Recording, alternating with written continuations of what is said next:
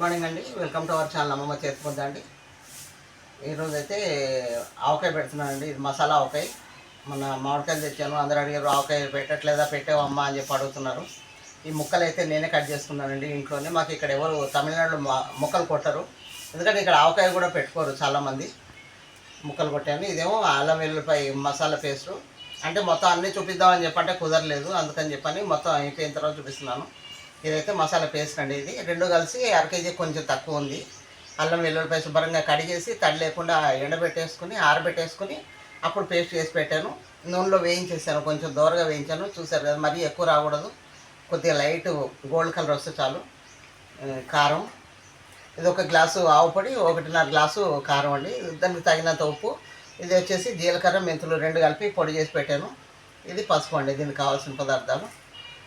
ఇప్పుడు ఒకసారి కలిపేద్దాం చూడండి.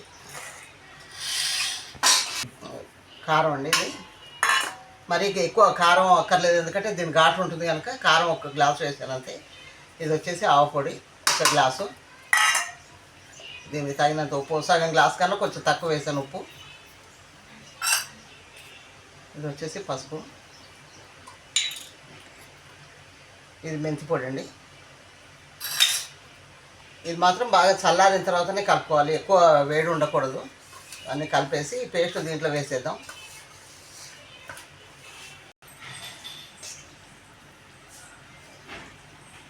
ఇప్పుడు కారం, ఉప్పు, కారం అన్నీ కలిపేసి మసాలా దీంట్లో వేసి కలిపేసుకుందాం మొత్తం అంతా.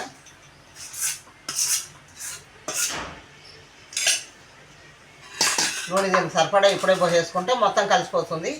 ఇంక మళ్ళీ తర్వాత పైన కూడా నూనె పోయక్కర్లేదు దీనికి. చాలా బాగుంటుందండి మసాలా ఆవకాయ. పెట్టేది ఏడాదికి ఒక్కసారి కదా.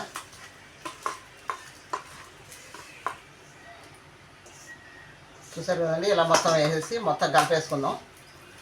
మీరు ఎంతమంది పెడతారు ఈ మసాలా ఆవకాయ, ఎలా పెడతారు అంటే చాలామంది పెడుతుంటారు. వెల్లుల్లిపాయలు ఒలిచేసి వేసి పెడుతుంటారు. ఇది సేమ్ ఆవకాయలోనే వెల్లుల్లిపాయలు వేసుకుంటారు. ఇలా కూడా చాలామంది పెడుతుంటారు. ఇది కొంచెం తెలంగాణ పద్ధతి అలా పెడుతుంటారు. మీరు ఎవరన్నా ఇలా పెడతారేమో చూడండి. చూసారా, నూనె ఇది చాలా సరిపోయింది. ఇలా మొత్తం మెత్తగా అయిపోయింది కదా. ఈ వెల్లుల్లిపాయ అల్లం కూడా కొంచెం నూనె వదులుతుంది కనుక ఈ నూనె కూడా సరిపోతుంది. ఇప్పుడు వచ్చేసి ముక్కలు వేసుకుందాం. కొంచెం ముక్కలు వేసుకుని కలిపేసుకుందాం. కొంచెం ముక్కలు వేసుకుందాం. ఎంత అనేది క్వాంటిటీ అని చెప్తారా? ఇవి 8 కాయల ముక్కలు అమ్మ. ఇవి 8 కాయల ముక్కలు. 8 కాయలకి 200 గ్రాములు ఆవు పొడి వేసాను, 200 గ్రాములు కారం వేసాను, 1/4 కేజీ పైన అల్లం వెల్లుల్లిపాయ పేస్టు. అర కేజీ అంటే ఎక్కువ అయిపోతుంది. అంటే దీంట్లో వేరే ఉండదు కదా, ఆవు పొడి అది ఎక్కువ ఉండదు కనుక ఈ మసాలా అదే ఉంటుంది కనుక అదే మాత్రం కొంచెం ఎక్కువ వేసుకోవాలి. ఉప్పు మాత్రం కొంచెం చాలా తక్కువ వేసుకోవాలి. చూసి తర్వాత కావాలంటే వేసుకోవచ్చు.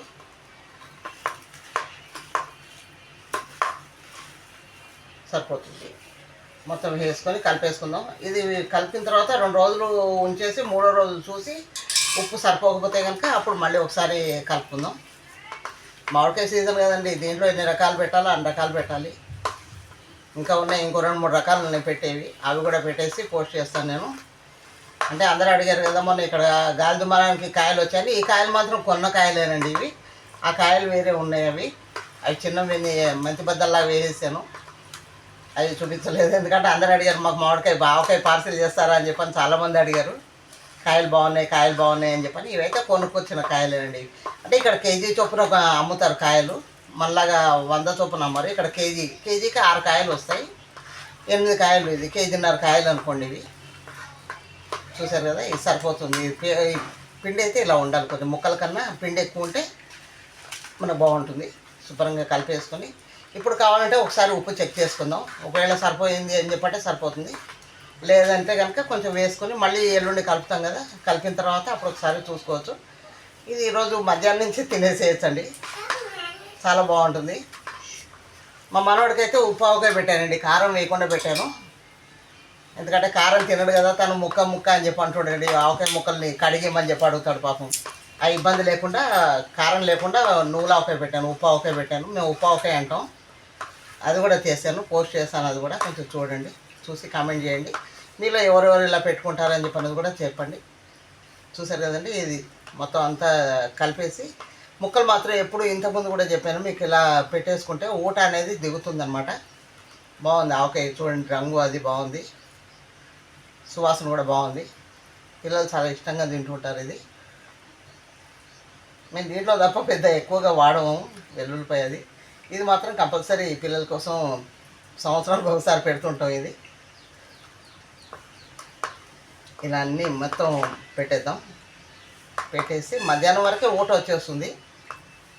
మధ్యాహ్నం పిల్లలు ఆవకాయ అన్నంలో వేసుకొని కలుపుకొని తినేస్తారు ఈరోజు. ఇది ఉత్తిది కలుపుకొని తిన్నా బాగుంటుంది, ముద్దపప్పు ఈ ఆవకాయ కలుపుకొని తిన్నా కూడా బాగుంటుంది. అంటే ముద్దపప్పుకి ఆవకాయ ఏ ఆవకాయ అయినా బాగుంటుంది రుచి. ఆవకాయ ముద్దపప్పు కాంబినేషన్ చాలా బాగుంటుంది. ఇలా పెట్టేస్తాను అన్నీ. పెట్టేసి కొంచెం ఆడచేసి మూత మాత్రం నిండా పెట్టేసుకోవాలి.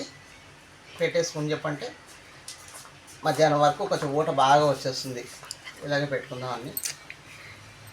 చూసారు కదండి, ఎన్ని రకాలుగా పెట్టుకోవాలండి. ఆవకాయ అంటే చాలా రకాలు పెట్టుకోవచ్చు మనం మామిడికాయలతోటి. దీంట్లో పోయినసారి 3 రకాలు చూపించాను. ఇప్పుడు ఈసారి కూడా 3 రకాలు పెడుతున్నాను. ఇది లాస్ట్ టైం పోస్ట్ చేద్దామని చెప్పి అనుకున్నా, కుదరలేదు. చూసారు కదా, ఇలా అన్ని ఆ కాయల ముక్కలన్నీ ఇలా పెట్టేసుకుందాం. చూపు అయిపోయిందండి, ఆవకాయ రెడీ అయిపోయింది. మసాలా ఆవకాయ అయితే రెడీ అయిపోయింది. చూసారు కదా, బాగుంది, చూడడానికి ఎర్రగా బాగుంది. గుమ్మగుమ్మలాడుతూ వాసన కూడా చాలా బాగుంది. బాగుందా? సూపరా? సూపరానా? హాయ్ గైస్, హాయ్ గైస్ అన్న. చూసారు కదండి, నా వీడియో కనుక మీకు నచ్చినట్టయితే ఒక లైక్ ఇవ్వండి, షేర్ చేయండి, కామెంట్ చేయండి. కొత్త వాళ్ళు అయితే కనుక నా వీడియో చూసి నచ్చితే కనుక సబ్స్క్రైబ్ చేసుకోండి.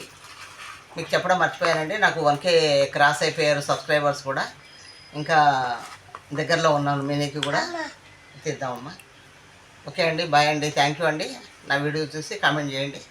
మీలో ఎవరు ఇలా పెట్టుకుంటారు కూడా కామెంట్ చేయండి.